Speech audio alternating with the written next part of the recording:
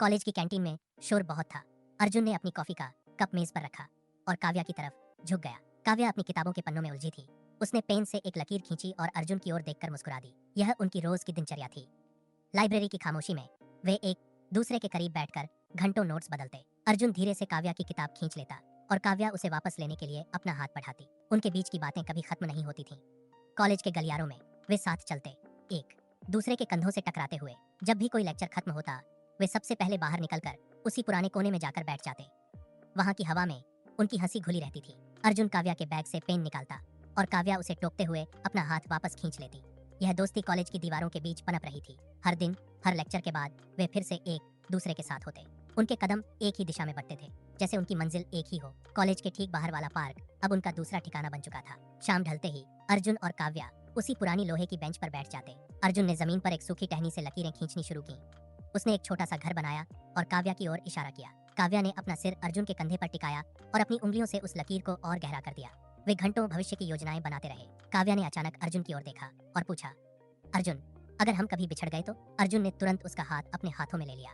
उसने काव्या की आंखों में सीधे देखते हुए अपना सिर नकारा में हिलाया। उसने काव्या की उंगलियों को कसकर दबाया और कहा, ऐसा कभी नहीं होगा, मैं हमेशा तुम्हारे साथ रहूंगा। काव्या ने राहत की सांस ली और बेंच के पीछे लगे पेड़ की ओर देखा, जहां से पत्तियां धीरे धीरे गिर रही थीं। सूरज की आखिरी किरणें उनके चेहरे पर पड़ रही थीं।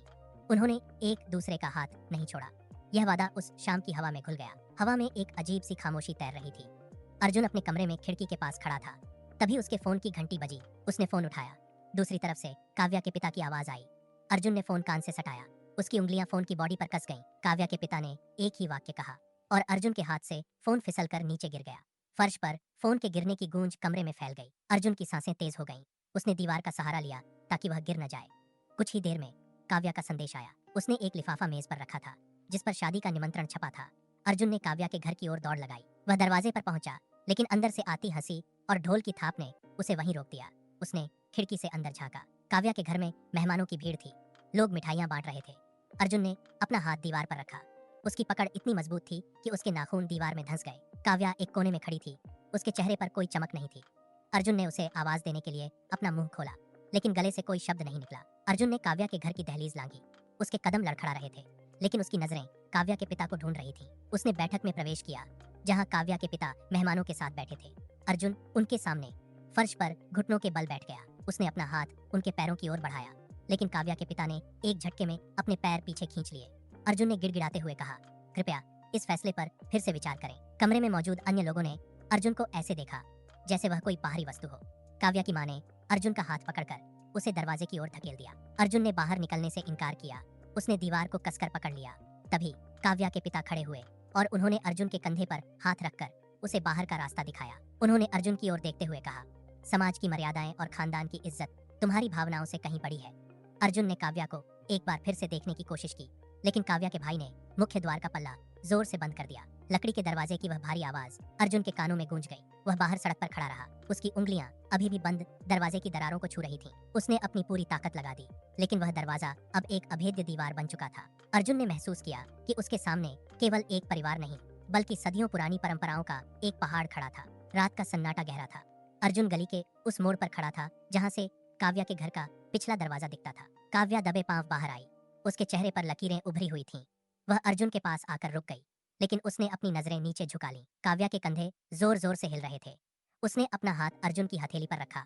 उसकी उंगलियां बर्फ की तरह ठंडी थीं। काव्या ने कांपती आवाज में कहा, अर्जुन, मुझे माफ करना, मैं अब और नहीं लड़ सकती। अर्जुन ने उसे अपनी ओर खींचने की कोशिश की, लेकिन काव्या ने अपना हाथ धीरे से पीछे खींच लिया।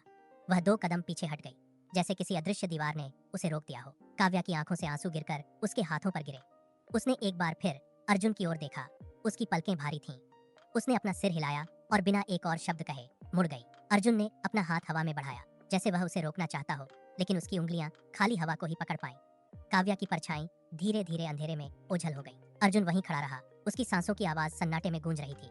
उसने महसूस किया कि काव्या के जाने के साथ ही उसके भीतर का एक हिस्सा भी हमेशा के लिए कहीं खो गया है। वह गली अब पूरी तरह खाली थी। शहर की भीड़भाड़ से दूर अर्जुन एक कैफे के कोने वाली मेज पर बैठा था।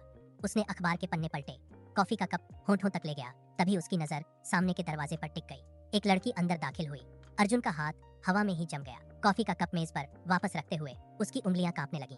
वह काव्या थी। सालों की धूल उसके चेहरे से हट चुकी थी, लेकिन उसकी आंखों की वही चमक अर्जुन के सीने में एक जोरदार धड़कन बनकर उतरी। अर्जुन ने अपनी कुर्सी पीछे खिसकाई, लेकिन वह उठ नहीं पाया। उसके आसपास का शोर अचानक गायब हो गया। कैफे की मशीन की गड़गड़ाहट, लोगों की बातचीत, सब कुछ एक धुंधली गूंज में बदल गया। अर्जुन की नजरें काव्या के चेहरे पर जमी थीं। उसने देखा कि काव्या ने अपना बैग मेज पर रखा और एक कुर्सी खींची। वह हरकतें, वह बैठने का अंदाज, सब कुछ वैसे ही था जैसे कॉलेज के उस पार्क में था।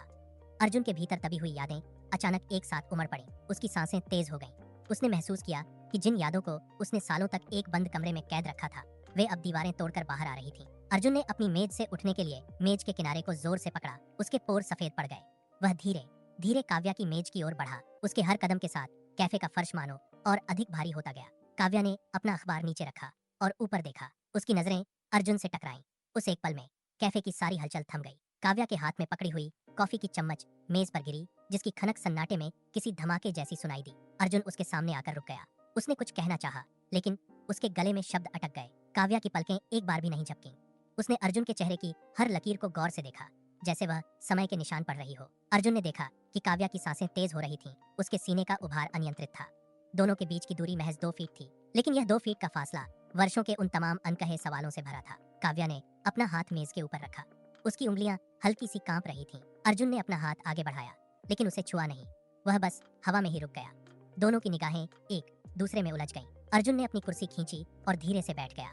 उसने एक लंबी सांस ली, जैसे बरसों का बोझ फेफड़ों से बाहर निकल रहा हो। उसने काव्या की आंखों में देखते हुए बहुत धीमी आवाज में पूछा, कैसी हो?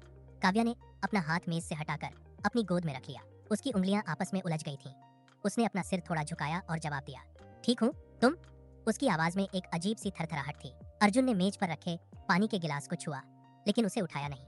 उसने काव्या की ओर देखा, जिसकी आंखों के कोनों से नमी अब गालों पर उतरने लगी थी। काव्या ने अपनी नम आंखों को ऊपर उठाया और कांपते होठों से पूछा, क्या तुमने मुझे कभी भुलाया? अर्जुन ने तुरंत जवाब नहीं दिया। उसने खिड़की के बाहर सड़क पर दौड़ती गाड़ियों को देखा, फिर वापस काव्या की ओर मुड़ा। उसने अपनी आवाज को स्थिर रखते हुए कहा, कुछ रिश्ते भूलने के लिए नहीं होते, बस दिल में रह जाते हैं। यह वाक्य सुनते ही काव्या का चेहरा और भी भावुक हो गया। उसकी आंखों से एक आंसू लुढ़क कर उसके गाल पर आ गिरा। उसने अपने हाथ से उसे पोंछने की कोशिश नहीं की। वह बस अर्जुन को देखती रही, जैसे वह उसकी हर बात को अपने भीतर उतार रही हो। अर्जुन के शब्द कैफे के उस कोने में गूंज रहे थे। कैफे में बजता हल्का संगीत अब और धीमा हो गया था।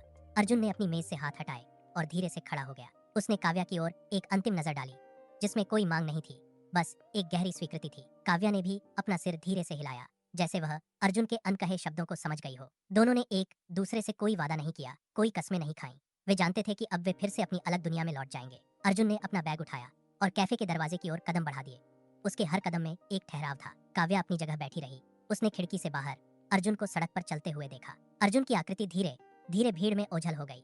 काव्या ने अपनी कॉफी का कप उठाया, लेकिन उसे पिया नहीं। उसने बस उस गर्म कप की भाप को अपनी हथेलियों पर महसूस किया। उसने गहरी सांस ली और अपनी नजरें वापस अखबार पर टिका दी। बाहर की सड़क पर गाड़ियों का शोर बढ़ गया था, लेकिन कैफे के उस कोने में एक अजीब सा सुकून था। उन्होंने समझ लिया था कि कुछ प्यार मुकम्मल होने के लिए नहीं, बल्कि महसूस किए जाने के लिए होते हैं। यह अधूरापन ही उनके प्यार की सबसे बड़ी सच्चाई थी। उन्होंने जान लिया था कि प्यार का मतलब सिर्फ साथ रहना नहीं, बल्कि एक दूसरे के वजूद को अपनी रूह में बसाए रखना होता है।